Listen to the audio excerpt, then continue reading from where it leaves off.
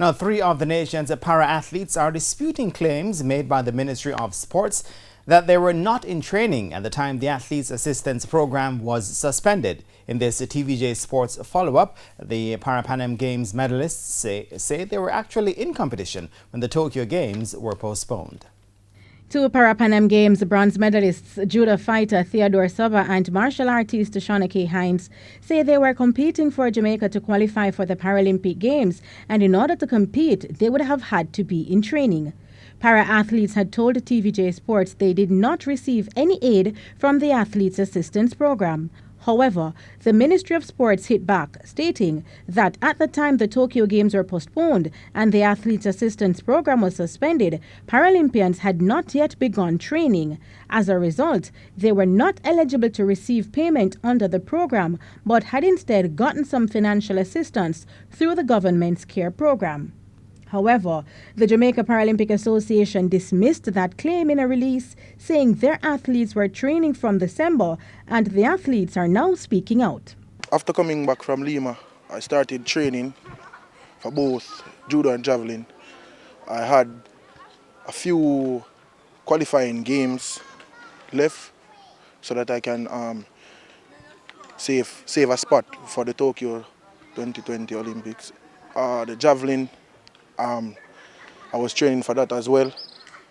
I went to a qualifying game in Canada in January for the judo, and then I think I had one in England. After September, where I got the bronze medal for the Pan Game, back home in Jamaica, training up until December, then preparing for a game in January out of Mexico, and then after Mexico, I got the silver medal there. Come back home in Jamaica, training, and then of course Costa Rica for March. And of course COVID came and that's where we stopped training. Chad Campbell says he was looking forward to opening his season at the Jamaica Athletics Administration's organized all-comers meet when things were brought to a halt because of the COVID-19 pandemic. I came from Lima, Peru, where I got the silver medal, and I was training for World Championship, which was in November. When it cancelled, I took 2 weeks break and then back into training for Tokyo.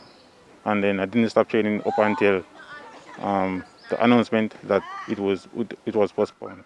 Disgruntled and disheartened, they say they are unaware of where the Ministry of Sport would have gotten that information that they were not in training. I have no idea where the minister get that statement from. No idea. It's very disheartening that she quoted that we weren't eligible for the Tokyo funding, hence why we haven't received the support. We were indeed training. I mean, how can one have events and not be training? That's ludicrous to me. So. Earlier this year, Sports Minister Olivia Babs-Grange announced that able-bodied athletes across 7 sporting disciplines, as well as para-athletes preparing for the Tokyo 2020 Games, would receive an equal amount of $20,000 per week over an 18-week period under its Athletes Assistance Program. For the month of March, nearly $12 million was paid over to 145 able-bodied athletes. Denise Walters for TVJ Sports.